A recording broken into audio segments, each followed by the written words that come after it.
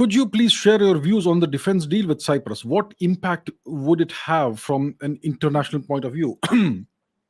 Alka says, what is the significance of India signing a defense agreement with Cyprus during Dr. Jaishankar's recent visit to the country? So let's see what Dr. Jaishankar and other people have to say about this. Uh, Let us see. Let's take a look at some tweets by Dr. Jaishankar. He says, great to meet President of House of Representatives Anita Demetriou. Interesting conversation on our parliamentary practices. Appreciate the presentation of commemorative stamps marking Amrit Mahotsav and 60 years of diplomatic ties, and some pictures that go along with that. So he met Madame Anita Demetriou, who's the President of the House of Representatives of Cyprus. What else does Dr. Jaishankar have to say? Apart from that, Dr. Jaishankar says that he also met with Foreign Minister Ioannis Kasoulides in Nicosia, which is the capital of Cyprus. Cyprus. The third meeting this year, but this one in Cyprus. Comprehensive discussions on bilateral ties, cooperation in EU and other multilateral fora. Also exchanged perspectives on our neighborhood, Indo-Pacific, West Asia, and Ukraine. Yeah.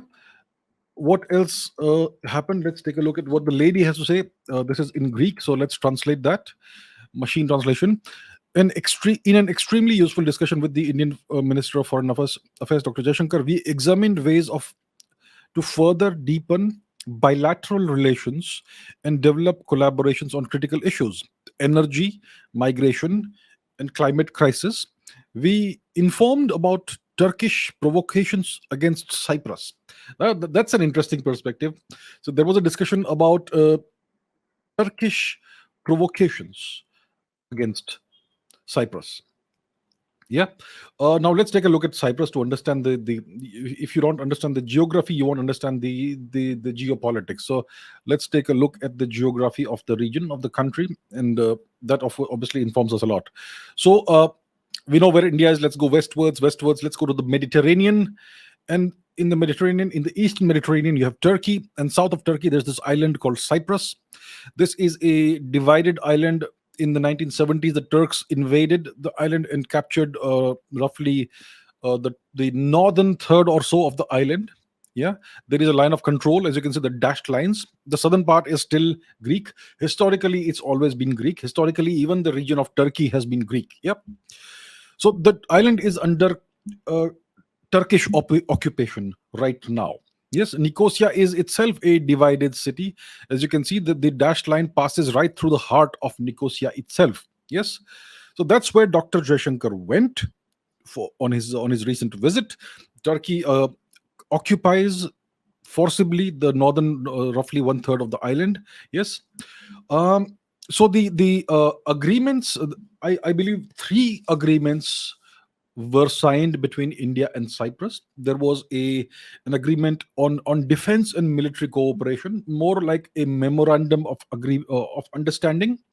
So India and Cyprus will now cooperate and collaborate from the defense and military perspective, which there are no more specifics available as of today.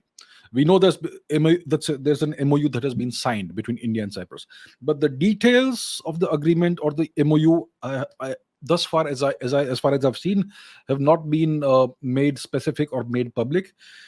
So there's going to be, going forward, some kind of defense and military collaboration, cooperation between India. Maybe it could involve some arms sales, etc., from India to Cyprus, because India is a manufacturer of arms. Cyprus is not. Greece is not. So there could be some sales of weapons and weapon systems in the future, arms and all that. Maybe there could be visits by Indian naval ships to Cyprus in the future, and further we could explore further areas of cooperation. There was also a letter of intent that for about migration and mobility that was signed between the two nations, which essentially will facilitate the mobility of students and business people and professionals and other people, maybe tourists also, between India and Cyprus. So Cyprus is a nice location in the Mediterranean Sea, nice beaches, great climate, all that. Yeah, so it's a nice place for Indians to go to maybe for as tourists, and maybe even as students if there are opportunities there. So there is some kind of agreement that's been signed about migration and mobility between India and Cyprus, which will essentially help the citizens of both nations. And apart from that, there's an agreement that's been signed, a framework agreement on the International Solar Alliance, which has been signed by Cyprus. uh, this International Solar Alliance is an Indian idea. It's been started by India. India is the leader. So now Cyprus has been welcomed into the International Solar Alliance. So these are the three main things that have essentially been done, signed. Yeah. So it's a good step forward in India's relationship with Cyprus and India's overall global diplomacy. And I believe the two sides also discussed various things like the COVID-19 pandemic and food security, energy security, which again ties in with the Solar Alliance thing, and so on. So as of today, so what would obviously interest most of us, most people, would be the defense and military agreement that's been signed, whatever has been signed. But thus far, we don't have the details. As and when details become available, if they do, then we will speak about it. Uh, but yeah, the specifics have not been revealed. That is a good step overall. So we know that India and Turkey don't have the best relationship. India and Turkey have never had the best of relationships, right? Ever since the partitioning of India by the British, Turkey has more or less consistently taken the side of the Pakistanis. Yeah, and it's mostly been kind of, to some extent, anti-India, not very strongly anti-India in the sense of overt hostilities or any such thing. But yes, overall, their tone, their approach has been more pro-Pakistan and more anti-India. Uh, so so yeah, that's so in the light of that fact, this is a good thing that India has done. So it will put, in some way or the other, some kind of pressure on Turkey, and this could be the beginning of that. So before, as far as I know, India and Cyprus haven't had much of any kinds of dealings diplomatically, internationally, bilaterally, etc. So this is a great step forward, and if India and Cyprus sign a defense and military agreement, the Cypriots have just one main opponent, one main enemy, which is Turkey. Yeah, Turkey holds the northern third of the island, and they would like to take over the whole island eventually if they are allowed to. So if India and Cyprus get into this relationship, it's going to strengthen Cyprus against the Turks. So essentially, this is an anti-Turkish move. That's how you could see it. And yeah, it serves the Turks well. And obviously, India now is a stronger and more confident world power. And we are seeing all of this as a consequence of that. So India is projecting its influence right now. It's diplomatically, to some extent militarily also.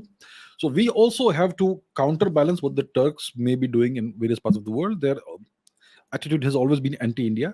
So this is you could say, a good counter to that, and it's also good for the Cypriots, who deserve to be free of Turkish occupation in their island.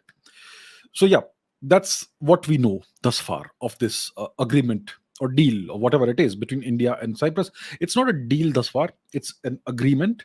It's a memorandum of understanding which opens up a lot of possibilities for defense and military cooperation between the two nations in the future.